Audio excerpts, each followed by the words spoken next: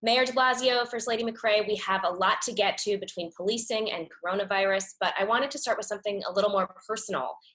Your daughter Kiara made headlines last week when she was arrested during a protest. What was that moment like for you to have your daughter arrested alongside people who were protesting everything that's going on right now? First Lady McCray, let's start with you. Well, first of all, I didn't know that she was out there and didn't find out until after she was released. And I have to say, I was not surprised because she was doing what reflects her values. She was acting in solidarity with the protesters and with everyone who was out there peacefully. And this is who she is. But as a mother, I have to say, I was alarmed because, of course, I worry. I worry about my children and their safety all the time. She was fine. It was a very, I think, educational experience for her. And I can't say how proud I am of her. Very proud. Mayor, what about you? What was your reaction? It's my reaction was proud of her, but angry that her privacy was invaded. That one of our police unions, I think, incredibly inappropriate thing, and the kind of thing that just creates maximum distrust between police and community. They release private information. It was an attack on her. It was an attack on us. It was an attack on democracy for them to act like something that's supposed to be legally protected for their own ends they could just produce. Otherwise, you wouldn't be asking the question.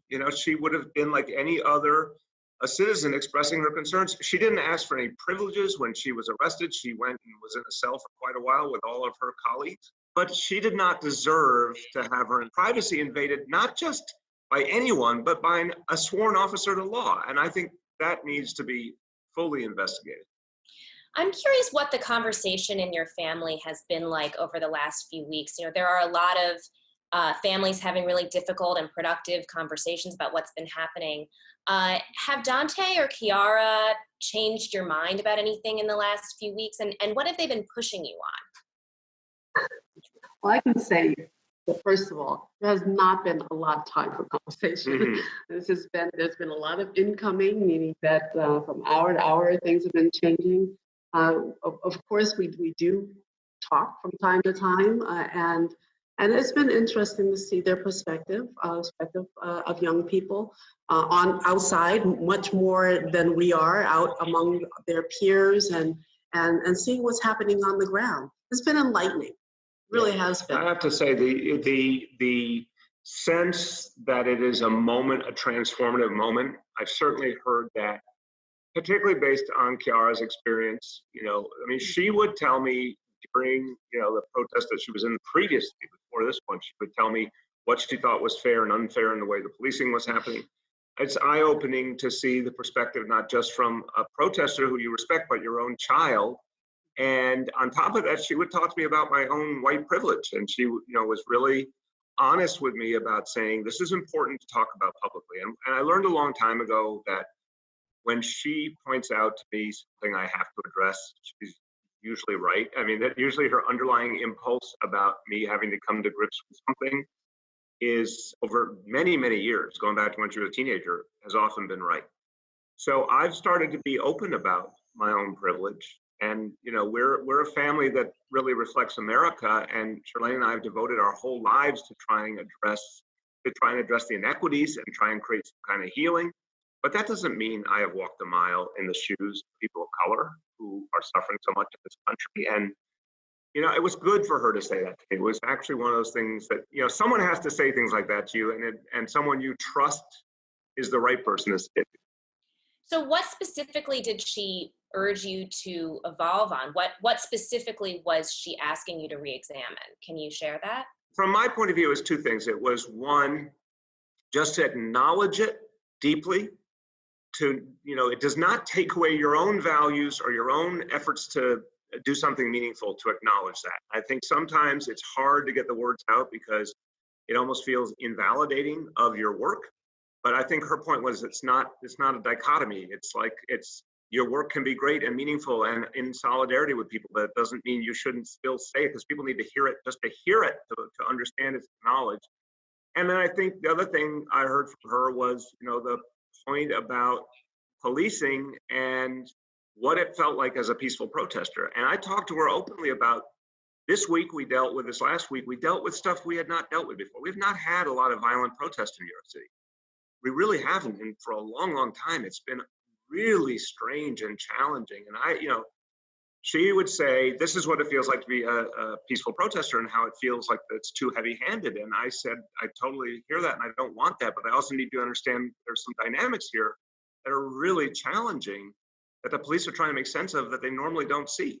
So it was a good dialogue, and it just helped me to think from the perspective of folks who are feeling, like what they're doing isn't being understood or respected by the police. And I think there's more to the story, but you gotta hear people's perspective. And I do get why a lot of protesters are upset right now that they think we can do better. And by the way, we should do better. We can do better. And the lack of violence would make it so much easier, but any way you slice it, we have to do better.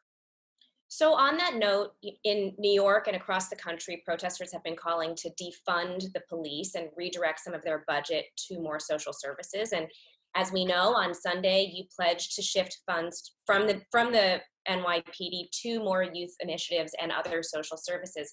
But I want to be really clear.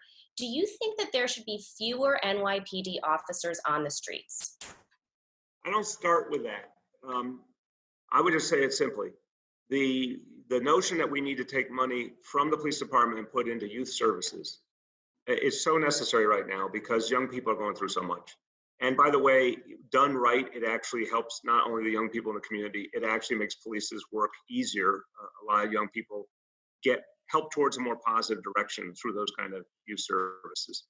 So it is the right thing to do. Even our police commissioner said he doesn't like to see money come out of his budget, but if it had to go somewhere, he said, I'd like it to go to young people.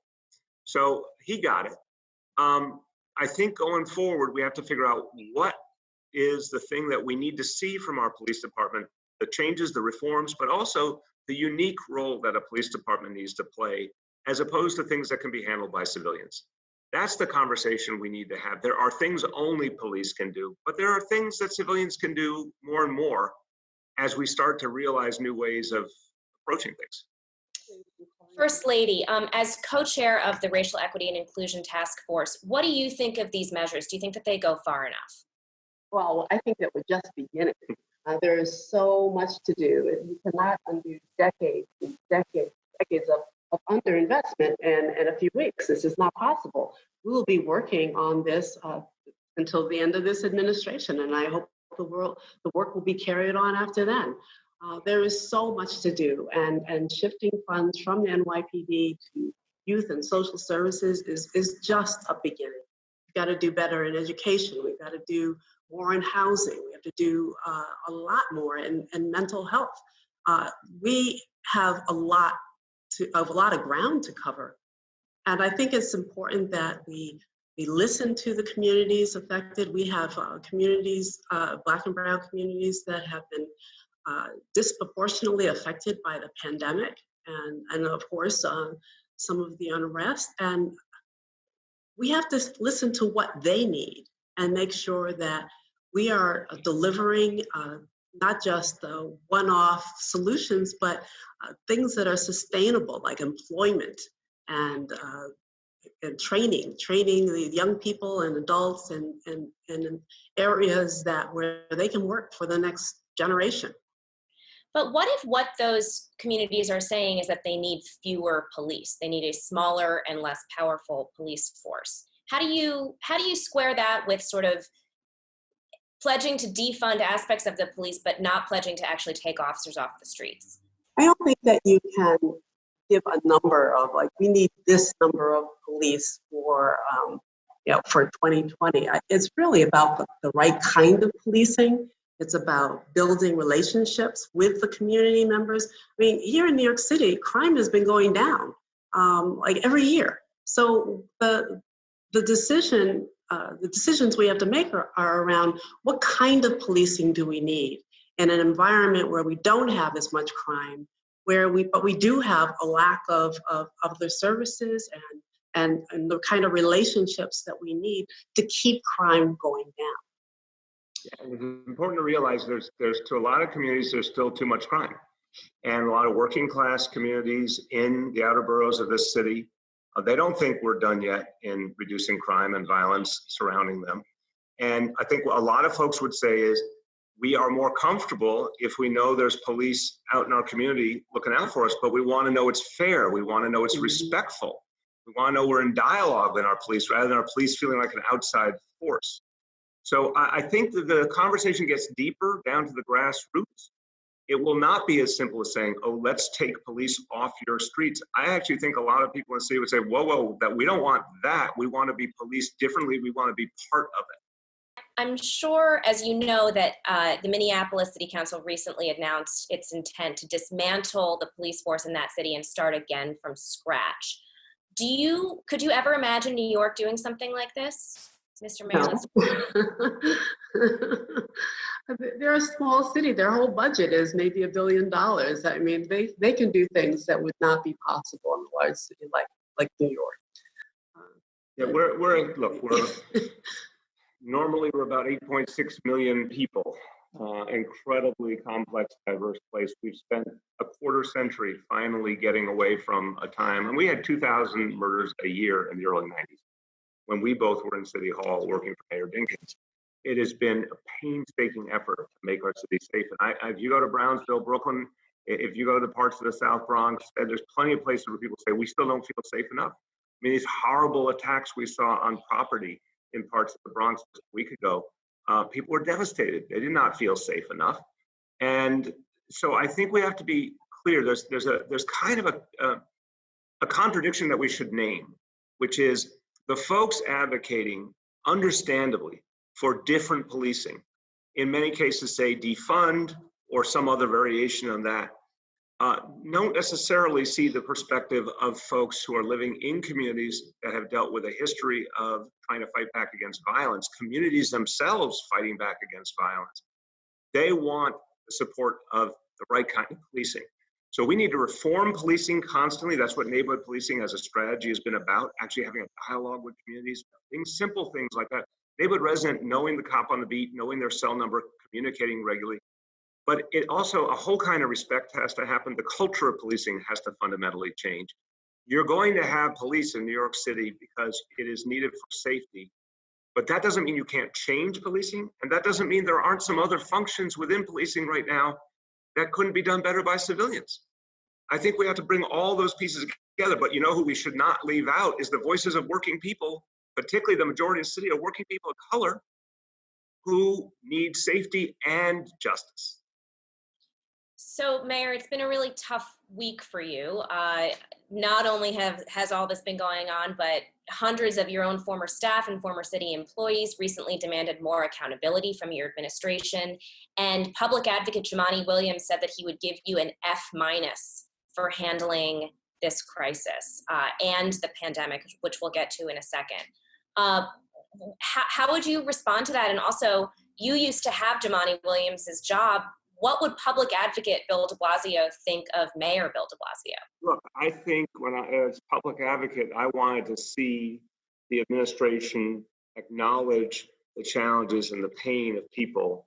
When I was public advocate, I was dealing with an administration that often wouldn't do that, that would not redistribute resources. We have redistributed tens of billions in the last 6 years, tens of billions of dollars from wealthier communities to working class communities of color around the city, and we're going to do a lot more. So I would have wanted, as public advocate, when I had the job, to see some response. I feel like what we've been trying to do, for example, with our food programs in the midst of this pandemic, every single New Yorker is hungry. We think it's as many as 2 million people gets free meals for free wherever they are in the city, you know, that gets deliveries to their home for free, whatever it takes. That isn't the response we used to see from our city government. So I respect anyone who has a strong opinion, but I gotta tell you something. We have been trying to deal with a pandemic, economic crisis, a food crisis, a budget crisis simultaneously, and then this horrible, challenging last few days we've had where so much pain has come out. But this city, unlike so many other cities in this country, we would not let the National Guard come to New York City. We would not take that chance of having military on our streets. We did not have the NYPD using rubber bullets or tear gas or mounted police. We didn't do any of those things. We didn't lose a single life. There are so many things here that really were crucial, and that thank God we were able to hold together. But we got to do a lot better. And I will take, if I was grading myself, I'd say, I know we tried a lot, we got to do better. And that's why we said we're going to change funding to young people. We're going to change the nature of policing. The Racial Inclusion and Equity Task Force is constantly identifying money that's going to be redistributed to the communities that need it the most. This is urgent work, and it's what we're going to do. So you were just beginning to say if you were grading yourself, but then you didn't say which grade you would give. So if I don't give grades for other people or me, I can tell you this much. I know that we have been trying to do everything. For example, this city was the first one, or one of the first ones, to be honest about the disparities, to lay them out in pure factual detail when we saw them. This city didn't just count the deaths that we knew were coronavirus, we counted the probable deaths too. We owned it and said, we've got to do something very differently. We named a task force, not just to study, but of current government officials led by our First Lady and 2 deputy mayors to start shifting resources right now to communities that are suffering these disparities. We're not just making the urgency, we're acting on it. We've got I don't know, 60 to 80 members of this administration, primarily of African descent, working on this and identifying, like talking to community leaders, talking to representatives from community-based organizations, and making recommendations about what we do next. We're doing this every day. We're in conversation with people inside and outside, and taking steps to address this situation and these hardest hit communities where half of the coronavirus deaths have taken place. Right, and the recommendations just happened. I want to emphasize that with the idea of having the police no longer police street vendors. That came out of this task force. It was immediately announced. And there's no delay. It is people of color in this administration saying, this is what we see needs to be done, and then we're moving to do it right now. That's unprecedented. I asked you, name any other city in this country that has done that. So speaking of COVID-19, as you mentioned, you're right. 21,000 New Yorkers have apparently died of COVID. That includes likely deaths, more than 200,000 cases. In retrospect, do you think that you did all you could as mayor to prevent the spread of COVID in New York? I did everything that I could do based on what I knew. I am frustrated as all hell. I know mayors around the country feel the same way. We didn't have testing, so we were flying blind no matter how often we asked for it from Washington. We didn't have the facts. We didn't have clear health direction from the federal government, which is where you should turn in a global pandemic, but we didn't have that. We had to make it up. And I will tell you, notwithstanding those problems, I was one of the first mayors in the country to call for shelter in place. We closed our bars, we closed our restaurants, we took very aggressive action. And once we closed our schools, I said we have to keep them closed until we know they are safe. These were only some of the things we did, but I gotta tell you, what I wish is that we understood what we now understand, and that's painful. Because I think every mayor in America has said, if we had understood on February 1st, the sheer reality of this disease and that it was already amongst us, we would have shut down things so much earlier, but we didn't know the nature of it. We thought for actually the first days, we thought we could contain it.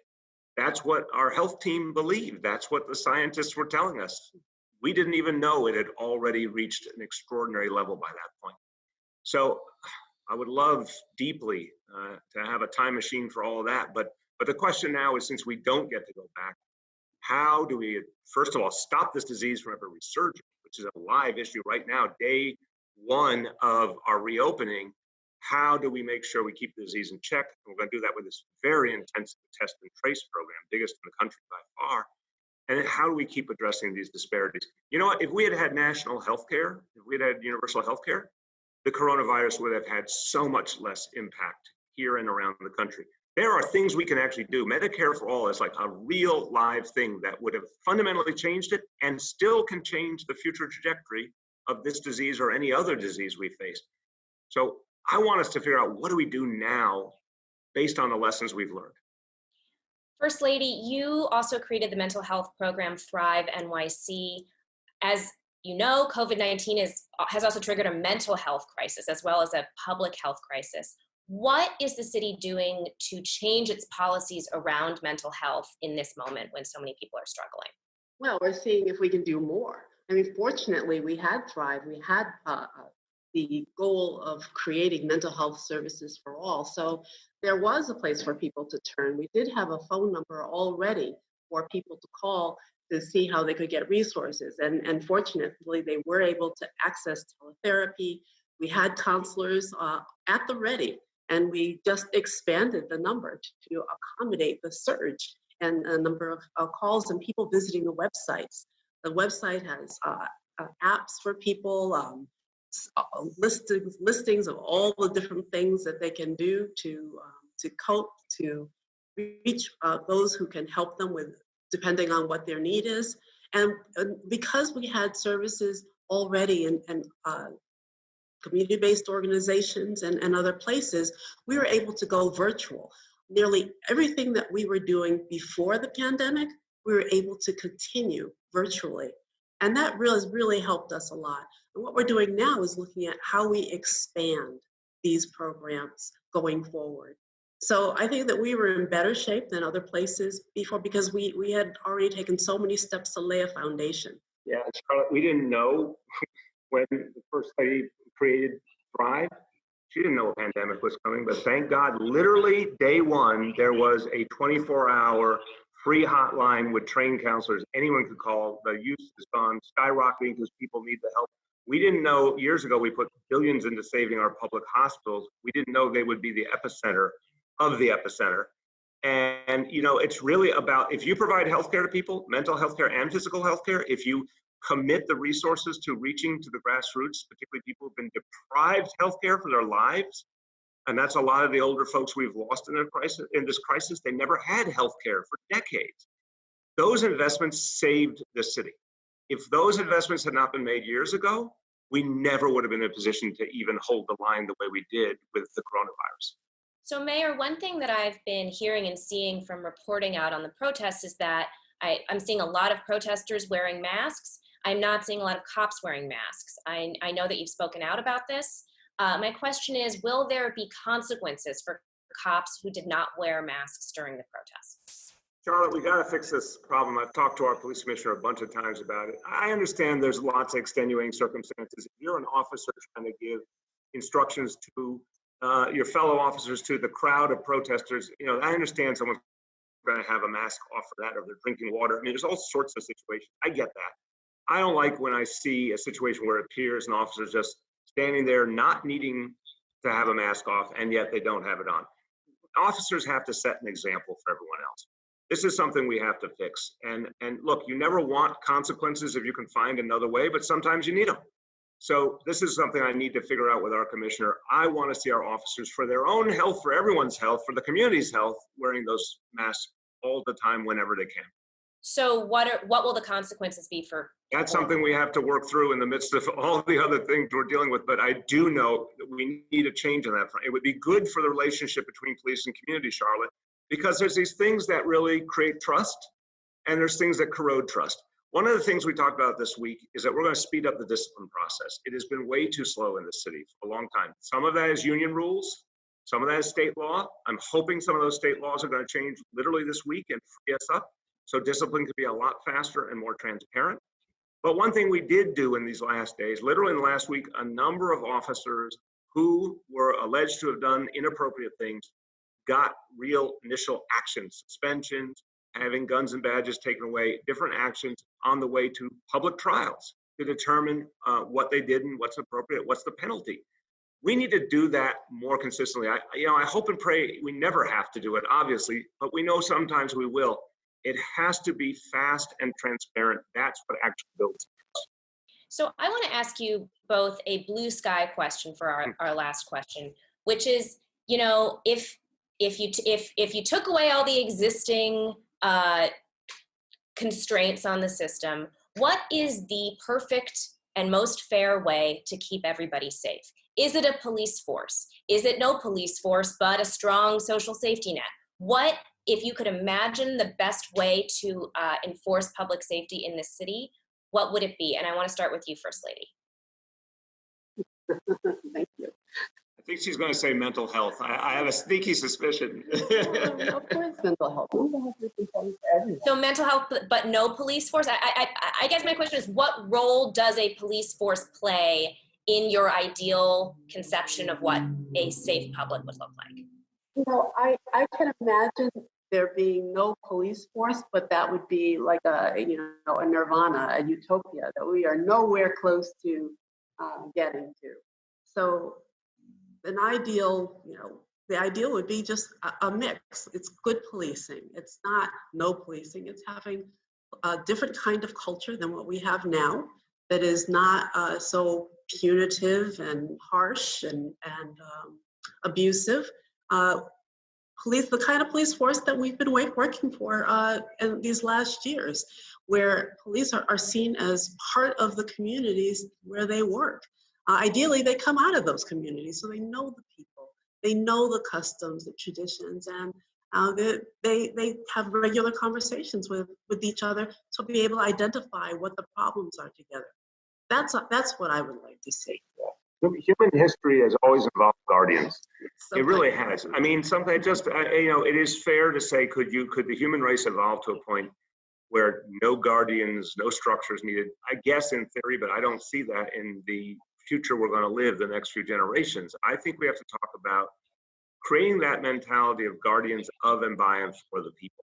Now, on the best days with neighborhood policing, I've actually seen a glimpse of that. I have been in communities, particularly in public housing, and I've talked to people, what does it mean to have neighborhood policing? Neighborhood policing to them means that they know an officer that they trust, that they believe is listening to them, respecting them, they're in regular communication, everyone knows each other's first name, they actually have a sense of common cause. If that became the norm, we'd be having a very different conversation. The culture of policing has to change, the union dynamics have to change, the discipline and the transparency has to change. And there are some things that police do now that they should no longer do. We said with street vendors, there's no reason in the world the police need to be the ones that regulate street vendors. And we're going to look for other things like that.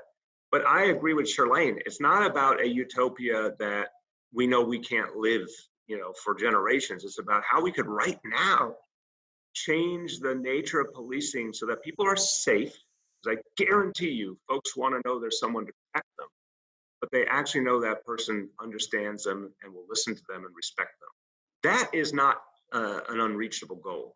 I've seen the progress in these last 6 years. I know we can get to that goal. This has been, I'm going to let you go, but this has been such a trying couple of months and weeks for the city. I just want to end with asking you, what have you learned about leadership in the last 4 months, and how is it a little different than what you thought leadership was coming into these two crises? First Lady, let's start with you. Well, I can tell you that it is very demanding, very demanding, and it means being unafraid to create new pathways, think creatively and not be afraid to take risks when people around you are uncertain or afraid or just unwilling to break the status quo. Yeah, I think leadership in the end is first and foremost about the material and the tangible. It doesn't surprise me that so often the conversation is about the symbolic and the rhetorical. But in the end, for example, when we made the commitment to feeding every New Yorker who needs it for free, I found out going to grassroots communities how important that was to people. It wasn't a big symbolic flourish. It was very tangible, very material, but people felt it deeply. I think that is the essence of leadership. But I also would say, in a crisis, people need as much information as possible.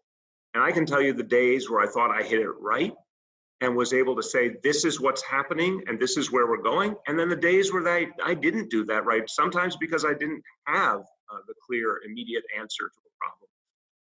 I think that if you had an ideal of leadership, it is really reaching deep into people's lives, tangible help, mental health service that's a phone call away, food that's a phone call away, but also being able to give people the information to give them a sense of where things stand, what's next, why they can maintain some hope, which is always that great human need. It's not just It's not just, are you safe? It's not just, are you healthy? It's, can you believe there's something up ahead that's going to be okay? You know, that's a lesson I keep learning, to constantly try and give more hope. And if it doesn't work one day, you got to come back the next day and find a way to do better. Well, Mayor de Blasio, First Lady McCray, thank you so much for being here with us. Thank you, Charlotte. Thank you, Charlotte.